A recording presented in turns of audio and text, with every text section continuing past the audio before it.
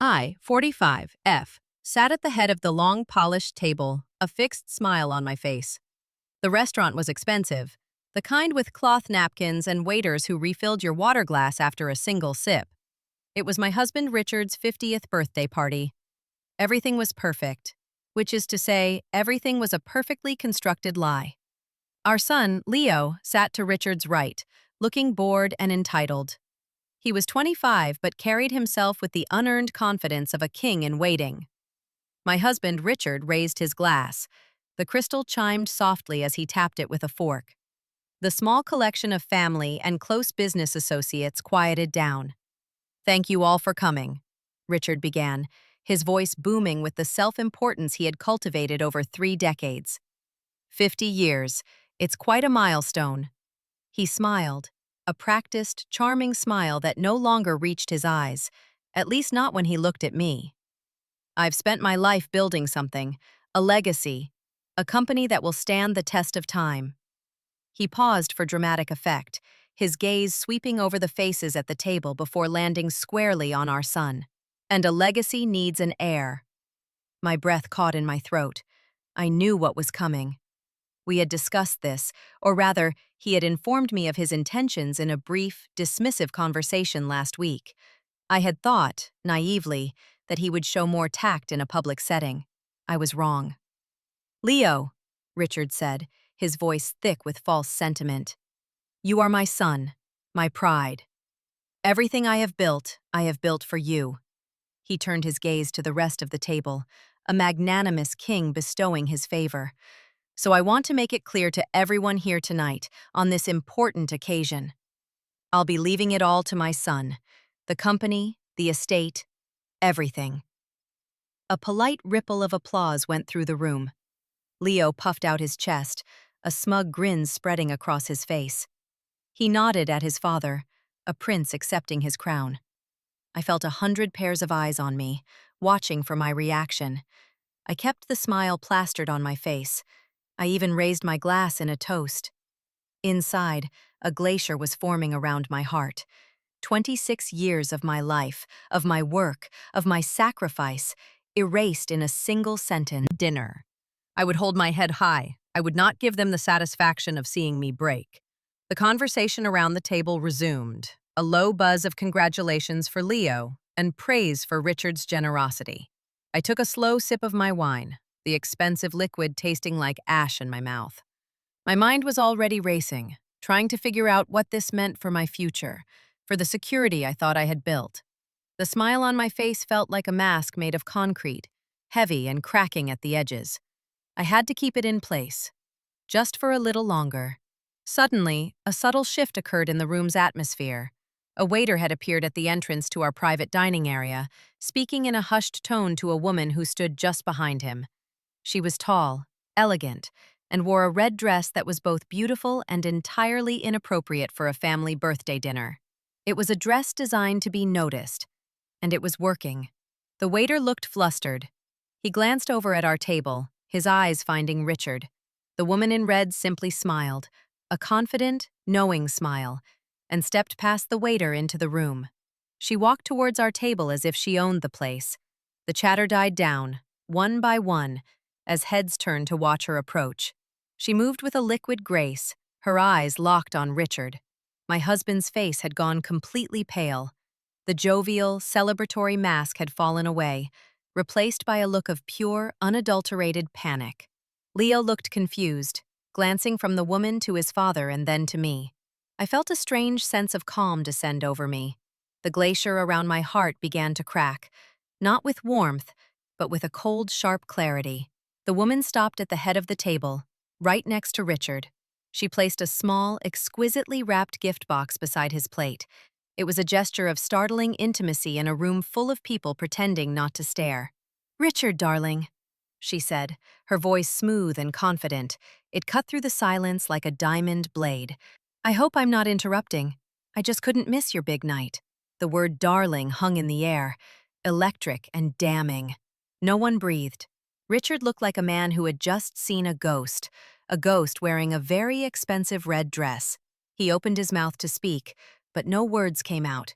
He looked at me, his eyes pleading, begging. The room was on me now. Richard's face was a mess of fear and desperation. "Please, Lila," he whispered, his voice barely audible. I ignored him. I looked around the table, at the shocked faces of our so-called friends, at the smug pity on his sister's face, at the dawning comprehension on my son's. I had been a good wife. I had been a loyal partner. I had played by the rules. And this was my reward, to be publicly discarded and then publicly humiliated. I gave them all one last cool smile. It was the most genuine smile I had managed all night. It was the smile of a woman who had just been handed a declaration of war and was finally ready to fight. "Enjoy your party, Richard," I said, my voice clear and steady. And then I turned and walked out of the room, leaving the wreckage of my marriage behind me. I did not look back. I did not need to. I could feel the weight of their stares on my back, but for the first time in a very long time, it did not feel heavy. It felt like fuel. The cool night air hit me as I stepped out of the restaurant. I took a deep breath, the first one that didn't feel constricted.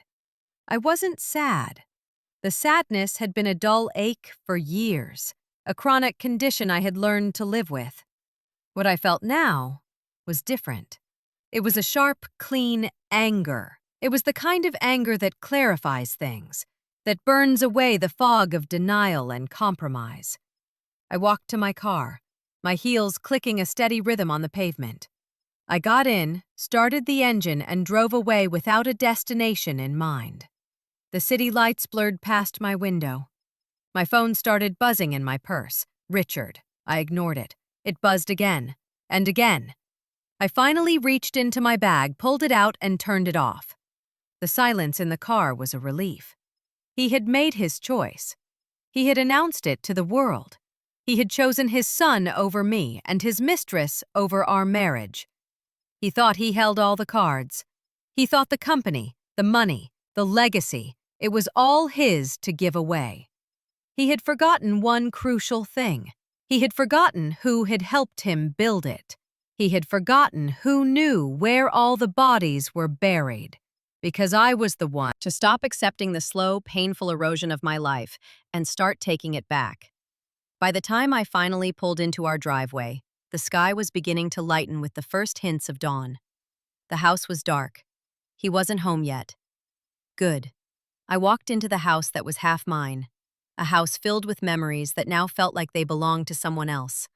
I went straight to the home office, the room where I had spent countless late nights untangling the messes Richard had made. I turned on my computer. The screen glowed in the dark room, illuminating my face. My expression was calm, resolute. The grieving wife was gone. The woman who sat at that desk now was someone else entirely. She was a woman with a purpose. My first stop was our joint bank accounts. I had full access, of course. Richard was careless with details like that. He saw the big picture, he always said. He left the tedious work to me. I started scrolling through months of statements. It was all there, hidden in plain sight. Small, regular transfers to an account under a name I didn't recognize. C. Vance Chloe. Of course. The payments were disguised as consulting fees or marketing expenses. They were small enough not to trigger any alarms, but they added up. Thousands of dollars every month, siphoned directly from our shared funds. Then I moved on to the credit card statements. The American Express card, the one he used for business. A charge for a boutique hotel in the city. Twice a week, every week. Dinners at restaurants I had only read about. A recurring charge from a high-end jewelry store. A trip to Paris, booked for 2, that he had told me was a solo business trip to meet with investors. The lies were so blatant, so arrogant. He hadn't even tried to hide them very well. He just assumed I would never look. He assumed I was too busy, too trusting, or perhaps too stupid to notice. Each transaction was a small betrayal, a brick in the wall he had built between us. Seeing them all laid out like this, in neat columns of dates and numbers, didn't hurt anymore. It was just data. It was evidence. I started a new file on my computer, I named it leverage. I took screenshots of every suspicious transaction, every hotel bill, every jewelry purchase. I documented everything, creating a meticulous timeline. Concern when she answered. Lila? What happened? Martha called me. She was in a state. I'm sure she was, I said, my voice dry. It's not every day you get dinner and a show. She said some woman showed up. A mistress? His mistress, I corrected her. Her name is Chloe. And she seems to think she's the future Mrs. Richard Sterling. Sarah was silent for a moment. Then she said, That bastard. After everything you've done for him. And what was that about him leaving everything to Leo? That was his big birthday announcement, I said. He wants to erase me from the picture completely. He wants to pretend I was never there. You can't let him do that, Lila, Sarah said, her voice firm. You built that company as much as he did. You have to fight him. Oh, I am, I said, looking at the folder full of evidence on my computer screen. The fight has already started. He just doesn't know it yet, I explained to her what I had found. The bank transfers, the credit card bills, the secret trips. She listened patiently, her anger growing with every detail I shared. This is more than just an affair, Lila, she said when I had finished. This is fraud. He's stealing from you, from the business. I know, I said, and I'm going to use it. I need to be smart about this, Sarah. I need a plan. What's your first step? She asked. I need to see the full picture, I said. What I've found is just our personal finances. I need to know what he's been doing with the company's money. There's only one person who would know that.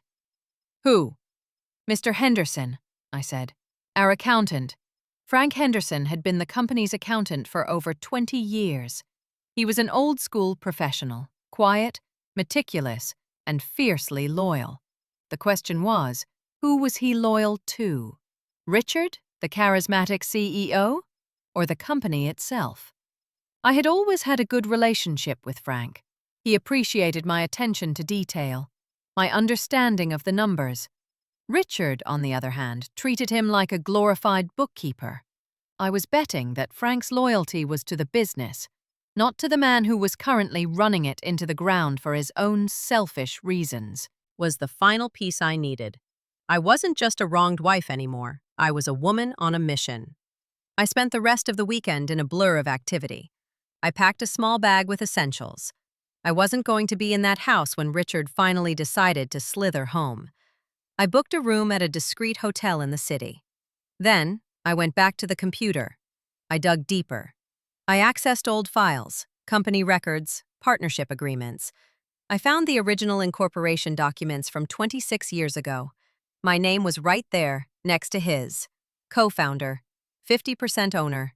We had changed the structure years later, on the advice of a lawyer Richard had hired, turning it into a corporation where he held the majority of the voting shares. He had told me it was for tax purposes, to protect our assets. He had presented me with a stack of papers to sign, and I had signed them, trusting him completely. That trust now felt like a gaping wound. I found a copy of that agreement. I read through the dense legal language, my stomach twisting into a knot. He had systematically diluted my ownership stake over the years, reallocating shares, creating new classes of stock. It was all technically legal, all signed and sealed by me. He had been planning this for a long time. The affair wasn't a recent dalliance.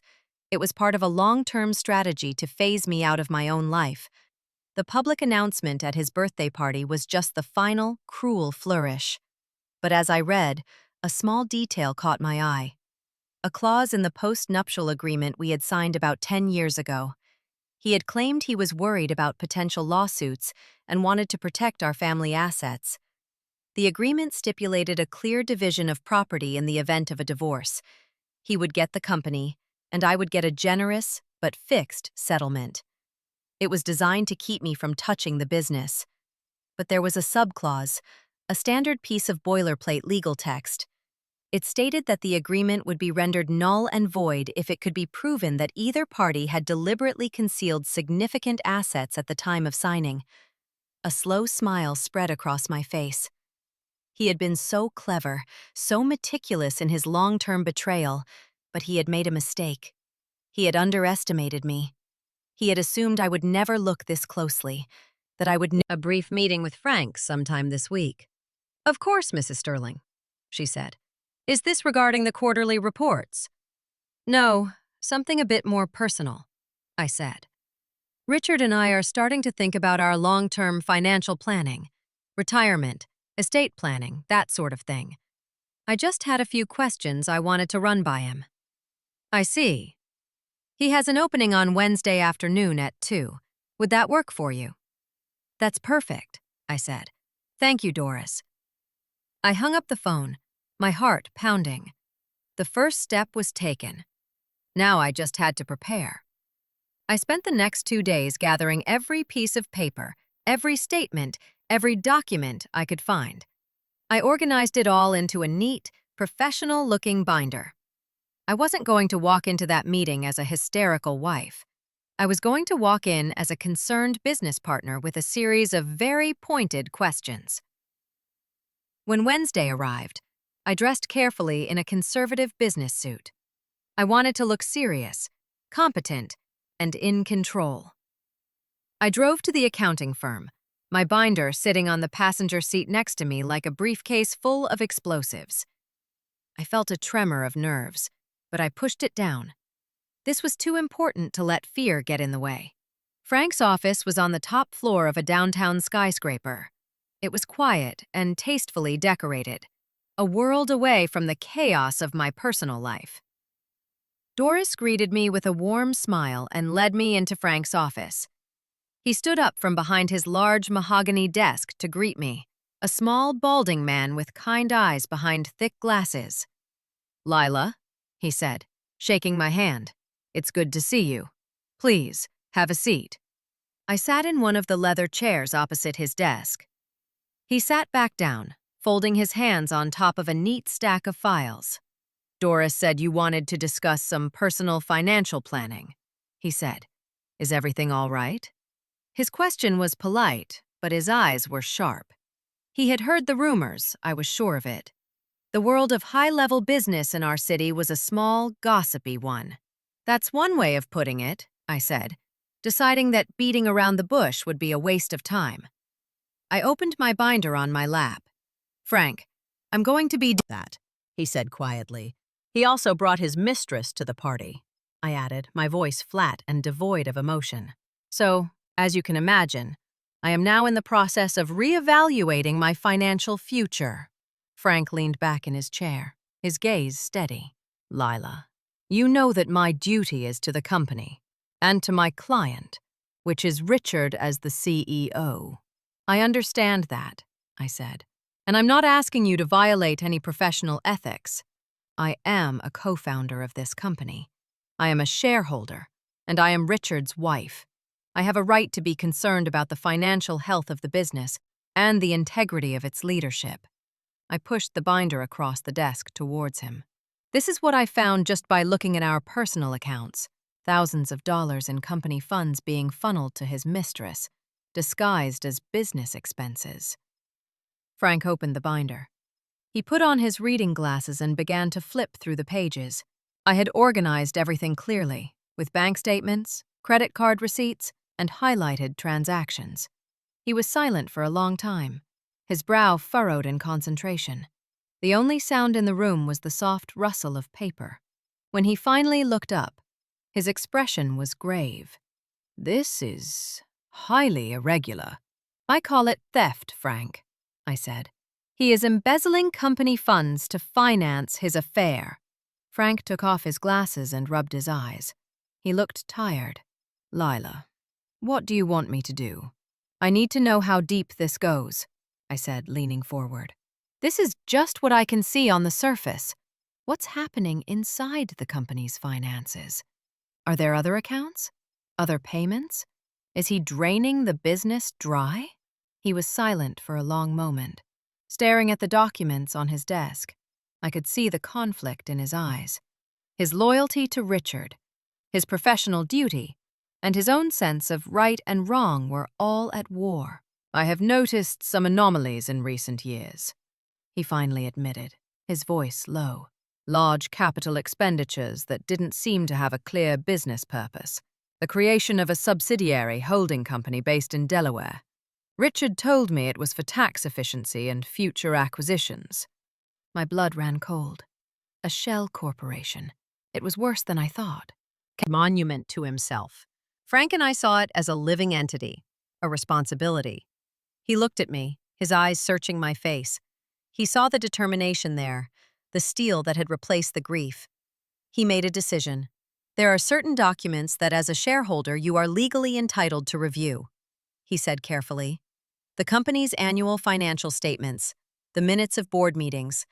I can prepare a package for you." It wasn't everything, but it was a start. It was the crack in the door I needed. "Thank you, Frank," I said, my voice filled with genuine gratitude. "I won't forget this." "Just be careful, Lila," he said, his expression serious. "Richard is not a man who likes to be challenged. When he finds out you're looking into this, he will not react well." "I'm not afraid of Richard anymore," I said, and it was the truth. The fear had been burned away in the fire of his betrayal. All that was left was a cold, hard resolve. I left Frank's office with a renewed sense of purpose. The next day, a thick manila envelope arrived at my hotel via courier. It contained the documents Frank had promised. I spread them out on the hotel room desk and began to work. It was like putting together a puzzle. The numbers were dry and impersonal, but they told a story of greed and deception. I saw the large sums of money being transferred from our main company, Sterling Enterprises, to the new Delaware entity, which was called Apex Holdings. Millions of dollars, classified as investment capital. But there were no corresponding records of Apex Holdings making any actual investments. It was a black hole, a corporate entity designed for one purpose: to hide money. I needed to know who controlled Apex Holdings. I needed to see the incorporation documents. That was something Frank couldn't give me without crossing a serious ethical line, but I knew someone who could. I had a friend from college who had become a private investigator. Her name was Jenna, and she was brilliant, discreet, and owed me a favor from a long time ago. I called her. "Jenna, it's Lila Sterling." "Lila! It's been years. How are you?" she said, her voice warm and friendly. "I've been better," I said. "Listen, I need your help. It's a sensitive matter." "I specialize in long as you need," I said. "But I need it to be completely confidential. No one can know you're looking into this." "My whole business is built on confidentiality, Lila," she said. "Consider it done. I'll send you my retainer agreement. And don't worry about that favor. This one's on the house. It sounds like this guy has it coming." Her words were a small comfort, a reminder that I wasn't alone in this. While Jenna started her investigation, I turned my attention back to the post-nuptial agreement. That clause about hidden assets was my ace in the hole, but I had to prove it. I had to prove that 10 years ago when we signed that document, Richard was already hiding something. I racked my brain trying to remember that time in our lives. 10 years ago. Leo was in high school. The business was doing well, recovering from the 2008 financial crisis. Richard had been particularly charming around that time, I recalled. He had surprised me with a trip to Italy for our anniversary. He had bought me a beautiful diamond necklace. He had been so attentive, so loving. Looking back now, I realized it was all an act. He was sedating me with affection while he laid the legal groundwork to cut me out of my own life. The memory of that trip to Italy sparked something. He had insisted on a side trip to Switzerland. He said he had a potential investor to meet in Zurich. He was gone for 2 days while I stayed in Florence. He had come back excited, saying the meeting had gone well. I never questioned it. Why would I? Switzerland, bank accounts. It was a cliché, but Richard was a man who dealt in clichés. Could he have opened a secret account back then? An account that he'd never declared as a marital asset? It was a long shot, but it was the only lead I had. I called Jenna again. "I have another job for you," I said. "I need you to look into any financial holdings Richard might have in Switzerland. Specifically, anything that might have been opened around 10 years ago." "Swiss bank accounts?" she said with a low whistle. "You're not playing around, are you?" "That's a whole different level of difficult." "I know," I said, "but it's important. It could be the key to everything." "I have contacts," she said. "It will be expensive and there are no guarantees, but we'll leave you with nothing." I saved all of them. They were more evidence of his character, his arrogance, his bullying nature. I also got a call from my son Leo. I almost didn't answer, but I decided I should at least hear what he had to say. "Mom?" he said, his voice hesitant. "Hello, Leo," I said, my voice neutral. "Dad is going crazy. He's looking for you. What's going on?" "Your father knows what's going on," I said. "You were there. You saw it. That woman, Chloe, Dad said she's just a friend. She's crazy. She's obsessed with him." I almost laughed at the pathetic, predictable lie. "Do you believe that, Leo?" He was silent for a moment. "I don't know what to believe," he said, his voice sounding younger than his 25 years. "But he's my dad. And he said he's giving me the company. You can't try to take that away." The entitlement in his voice was staggering. There was no concern for me, no anger at his father's betrayal of our family, only fear that his promised inheritance might be at risk. "Leo, that company is half mine," I said, my voice cold. "I worked for 26 years to build it. It is not your father's to simply give away like a birthday present. You would do well to remember that." "But he's the CEO. He made all the decisions." "Did he?"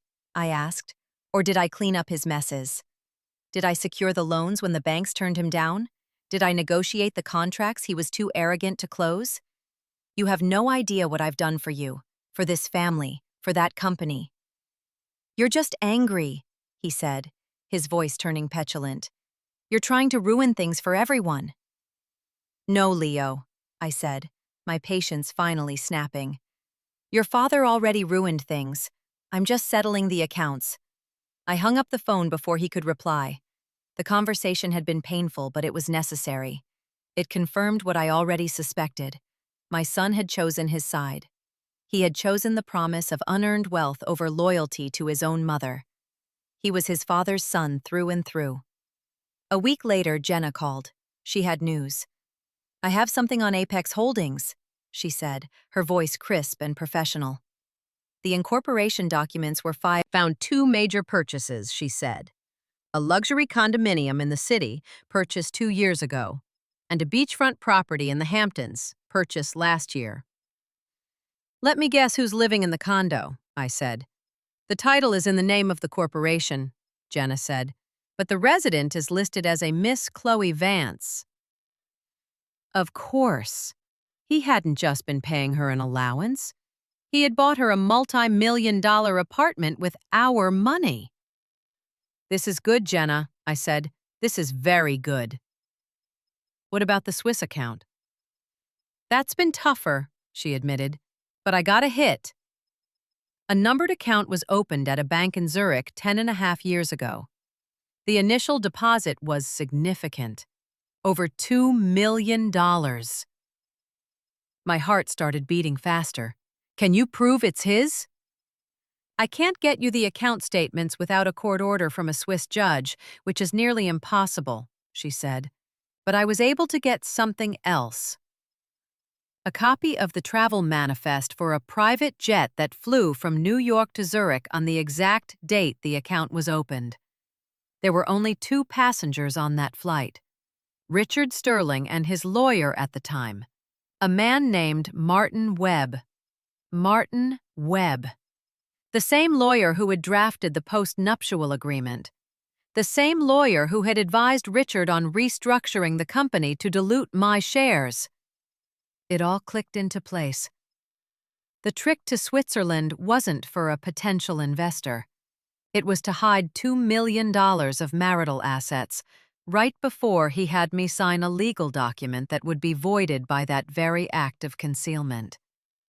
"Jenna, you're a genius," I said, a genuine smile touching my lips for the first time in weeks. "I have my moments," she said. "I'll send you the full report with all the documentation. The flight manifest, the property deeds for the condo and the beach house, the incorporation papers for Apex. It's all there. What are you going to do with it?" "I'm going to get my company back," I said. The package from Jenna arrived the next morning. It was even more damning than I had imagined. The paperwork was irrefutable. The timeline was perfect. He had hidden the money then, a few whole story for her in her stark, modern office overlooking the city. She listened intently, her face impassive, as I walked her through the documents one by one. She read every page, her sharp eyes missing nothing. When I was finished, she leaned back in her chair and looked at me. "He's not just a cheater, Mrs. Sterling," she said, her voice calm and measured. "He's a con artist, and a remarkably stupid one." "Stupid?" I asked. "I thought he was brilliant." "No," she said, tapping a perfectly manicured finger on the flight manifest. "Brilliant men don't leave paper trails like this. They don't use the same lawyer to hide the money and draft the contract the money is being hidden from. This is arrogance.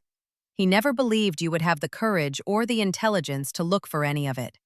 That's the mistake that's going to cost him everything." "So the postnup is void?" I asked. "As a legal document, it's practically worthless now," she said. "The evidence of fraudulent concealment is overwhelming, which means that under state law, all marital assets are subject to a 50-50 split." "What about the company?" I asked. "He structured it so he has all the voting shares." "That's where it gets interesting," Eleanor said, a predatory smile on her face. "The funds he used to create Apex Holdings, the funds he used to buy these properties, were siphoned from Sterling Enterprises. That's corporate malfeasance. He breached his fiduciary duty to the company and its shareholders. You, as a shareholder, have grounds to sue him not just for your marital share, but for damages to the company." She leaned forward, her eyes gleaming. "We're not going to file for divorce, Mrs. Sterling." "Not yet. A divorce proceeding would get messy and tied up in court for years. We're going to stage a corporate takeover." The plan she laid out was simple, brutal, and beautiful. We would call a special board meeting. As a significant shareholder, I had the right to do that. The board of Sterling Enterprises consisted of 5 people: Richard, me, Leo, who Richard had given a token board seat to, and 2 longtime business associates who Richard considered his allies. "We will present this evidence to the board," Eleanor explained. "We will show them the investigation tends to focus the mind wonderfully. They will cut him loose to save themselves. And then what? Then, the board will need to appoint an interim CEO," she said, looking at me. "And you are the logical choice. You are a co-founder, you know the business inside and out, and you are the one who uncovered the fraud. You will take control of the company. From there, you can fire your son, liquidate Apex Holdings, seize the properties, and then, once you are in a position of complete power, you can file for divorce and dictate the terms of your settlement." It was audacious. It was terrifying. And it was perfect. "When do we do this?" I asked. "As soon as possible," she said. "We don't want to give him any time to hide more assets or try to destroy evidence. I'll draft the notice for the board meeting today. We can hold it at my office in 3 days' time." The next 3 days were a whirlwind of preparation. Eleanor and her team worked around the clock, preparing presentations, legal briefs, and affidavits. I provided them with every piece of information I had. I felt a strange sense of detachment, as if I were watching a movie about someone else's life. The woman who had sat silently at that birthday dinner, shrinking under the pitying stares, was gone. In her place was a CEO in waiting, a warrior preparing for the final battle. The day of the board meeting, I felt a calm I hadn't felt in years. I wore my most powerful suit, the one I saved for the toughest negotiations. I walked into Eleanor's conference room and found her already there, a picture of cool confidence. One by one, the other board members arrived. The two business associates, a man named George and a woman named Helen, looked confused and annoyed at the summons. My son Leo walked in with a defiant swagger, trying to look like he belonged. And then Richard arrived. He strode into the room, his face a thunderous mask of rage. He glared at me, his eyes full of venom. "What is the meaning of this, Lila?" he demanded, his voice echoing in the quiet room. "What is this ridiculous meeting? And who is she?" he asked, gesturing dismissively at Eleanor. "This is my legal counsel, Eleanor Vance," I said, my voice even. "Please, have a seat," Eleanor said, her voice businesslike. She gestured to a large screen at one end of the conference room. "This meeting has been called to address a matter of grave concern regarding the conduct of the CEO, Mr. Richard Sterling." She began her presentation.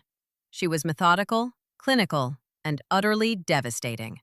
She started with the small things, the personal credit card statements showing lavish gifts for Chloe Vance, all billed to the company. She showed the hotel receipts, the airline tickets. Richard started to bluster, to deny. "This is a private matter. This is my personal life. It has nothing to do with the company." "It has everything to do with the company when you are using company funds, Mr. Sterling," Eleanor replied without missing a beat. "That is called embezzlement." George and Helen were starting to look uncomfortable. They exchanged uneasy glances. Leo just stared at the screen, his face pale. Then Eleanor moved on to the main event, Apex Holdings. She put the incorporation documents on the screen, with Richard's name clearly listed as the sole officer. She showed the bank statements, the millions of dollars flowing from Sterling Enterprises into the Shell Corporation. "Can you explain these transfers, Mr. Sterling?" Eleanor asked.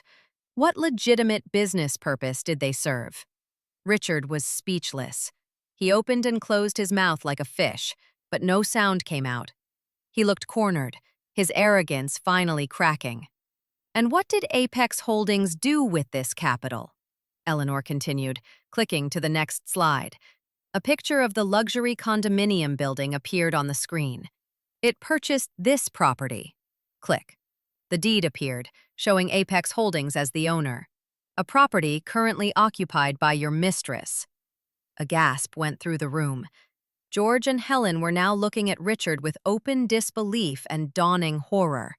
They were businessmen. They understood what they were seeing. This wasn't a marital spat. This was high-level corporate fraud. "And it also purchased this," Eleanor said, showing a picture of a beautiful beachfront house in the Hamptons. The deed followed. She saved the best for last. "But this pattern of deception didn't start recently," she said, her voice dropping slightly. "It goes back more than a decade." The flight manifest to Zurich appeared on the screen. Richard's name, clear as eyes hard. They were not looking at a friend.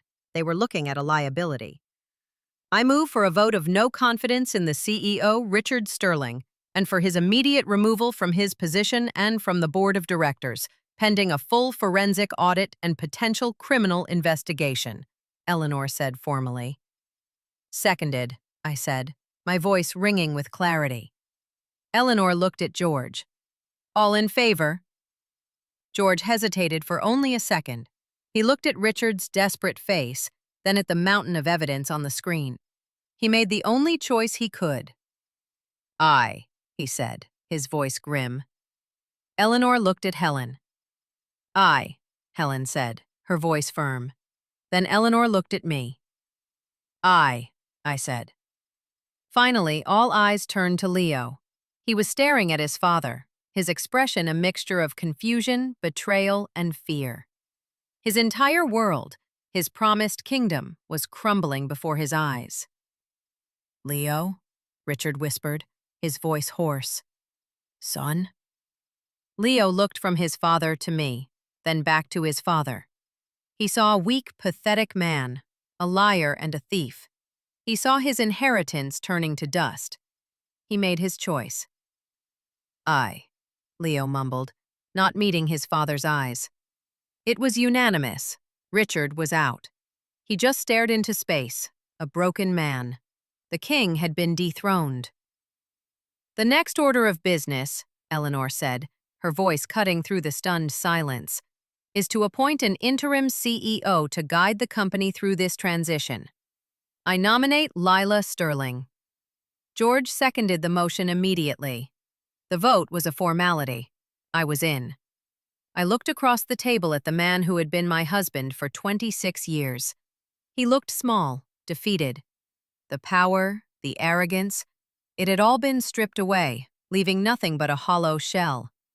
He had tried to erase me, but in the end he had only succeeded in erasing himself. Then I looked at my son. He was staring at me, a new kind of expression in his eyes. It wasn't love or loyalty, it was fear. For the first time in his life, he was looking at his mother and seeing not a caregiver, not a background figure, but a person with power. The power to give, and the power to take the conference room and into my new life, leaving him alone with the ruins of his. The days that followed were a blur of intense activity. As the new CEO of Sterling Enterprises, my first order of business was to stabilize the company. Eleanor Vance and a team of forensic accountants descended on the corporate headquarters, and I authorized them to conduct a full, exhaustive audit of the company's books, going back over a decade. The employees were in a state of shock, whispering in the hallways, speculating about Richard's sudden and unexplained departure. I called an all-hands meeting in the company auditorium. I stood on the stage, looking out at the hundreds of faces, people whose livelihoods depended on the decisions I was about to make. I knew I had to be strong, direct, and reassuring. "Good morning, everyone," I began, my voice steady and confident. "I know there have been a lot of rumors and uncertainty over the past few days, and you all deserve to know the truth. As of yesterday, Richard Sterling is no longer the CEO of this company. The board of directors has appointed me as the interim CEO, effective immediately." A murmur went through the crowd. "I will not go into the specific details behind this decision, as there are ongoing legal matters that need to be handled with discretion," I continued. "But I will tell you this. I have discovered serious financial irregularities that have put this company at risk. My primary goal now is to correct these issues, to secure the financial health of our business, and to protect the jobs of every single person in this room." I paused, letting my words sink in. I know that change can be unsettling, but I want to assure you of two things. First, I am not a stranger to this company. I was here on day one, and my commitment to its success is absolute. Second, the fundamentals of our business are strong. Our products are excellent, and our people are the best in the industry. The problems we face are at the leadership level, and I am here to fix them. I spent the next hour answering their questions, being as transparent as I could. I could feel the mood in the room shifting from fear and uncertainty to a cautious optimism. They saw that I was competent, that I had a plan, and that I was on their side. My next task was to deal with my son. Leo had been avoiding me since the board meeting. "Eliminated as of this morning," I said, my voice matter of fact. It was a redundant role with no clear responsibilities. The company can no longer afford such luxuries. He nodded, accepting his fate. "What am I supposed to do?" he asked, his voice small. "That's up to you," I said. "You are 25 years old.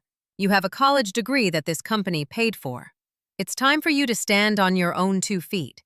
But you will not be doing it here. Your father's legacy of entitlement ends today."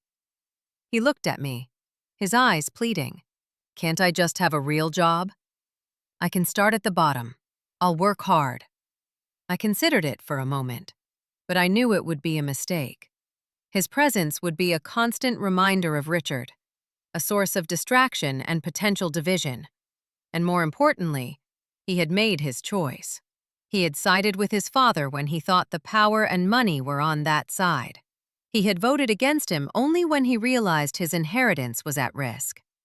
It wasn't a change of heart. It was an act of self-preservation. "No, Leo," I said, my voice softening slightly but remaining firm. "It's better for you and for the company if we make a clean break. You need to find your own path, away from your father's shadow and away from mine. I will give you a generous severance package, enough to live on for 6 months while you figure out what you want to do. After that, you're on your own." Tears welled up in his eyes. They were tears of self-pity, not remorse. "I have nothing," he whispered. "You have your health, your education, and a chance to build something for yourself," I said. "That's more than a lot of people have. Don't waste it." I turned and left his office, closing the door on that chapter of my life. It was a painful but necessary amputation. The next loose end was Chloe. Eleanor's legal team had sent a formal notice to the condominium, addressed to the occupant, informing them that Apex Holdings, under new management, was terminating the informal lease agreement and that the resident had 30 days to vacate the premises. A few days later, I received a frantic call from a number I didn't recognize. It was her. "You can't do this!" she shrieked into the phone. "Richard promised me—" "Suggest you call Richard," I said. "Oh, wait. He has nothing either, does he? That must be very disappointing for you. You backed the wrong horse, Chloe. Goodbye." I hung up the phone and blocked her number. I felt a brief, sharp pang of something that might have been pity, but it passed quickly. She was a co-conspirator in Richard's plan to defraud me. She did not deserve my sympathy. The forensic audit revealed the full extent of Richard's theft. It was even worse than I had imagined. He had siphoned nearly $15 million from the company over the past decade. The Swiss bank account, the shell corporation, lavish personal expenses disguised as business costs. It was a systematic, long-term campaign of embezzlement. With this evidence in hand, Eleanor Vance approached Richard's lawyer with a settlement offer for our divorce. It was simple and non-negotiable. I would get 100% of the company. I would get the marital home. I would get the contents of our joint investment portfolios. In exchange, I would not file criminal charges against him for fraud and embezzlement, and I would not sue him into personal bankruptcy. He would be left with his personal bank account, which contained less than $50,000, his clothes, and his car. He would be left with nothing else. His lawyer tried to fight it, of course. He blustered and threatened a long, drawn-out court battle. Eleanor simply smiled and pointed to the mountain of evidence against his client. She reminded him that if this went to court, Richard would not only lose everything, but he would also very likely go to prison. 2 days later, Richard signed the papers. The divorce was finalized in record time. The empire we had built together was now mine, and mine alone. I started to make changes at the company. I promoted talented people from within who had been overlooked by Richard's cronyism.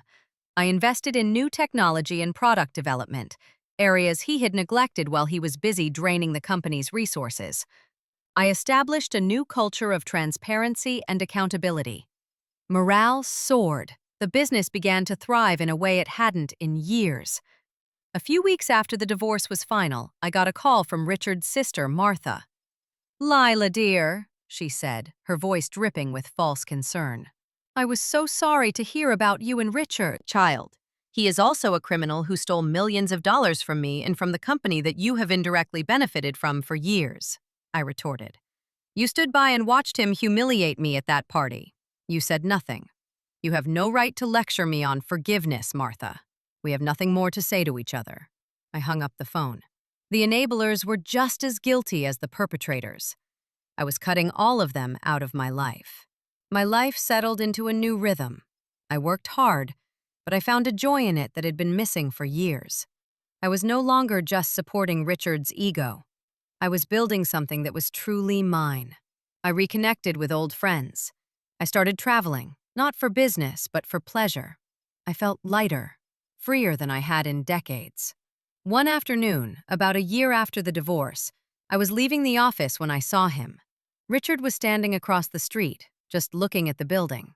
The Sterling Enterprises logo gleamed in the afternoon sun. He looked diminished. His expensive suit was gone, replaced by worn, ill-fitting clothes. He had lost weight, and his face was gaunt and gray. He looked like a ghost, haunting the place where his life used to be. He saw me. Our eyes met across the busy street. There was no anger in his gaze anymore, just a vast, empty landscape of regret. He turned and walked away, disappearing into the crowd. I never saw him again. Later that week, I had dinner with my sister, Sarah. We sat in a beautiful restaurant, celebrating the company's best quarter in its history.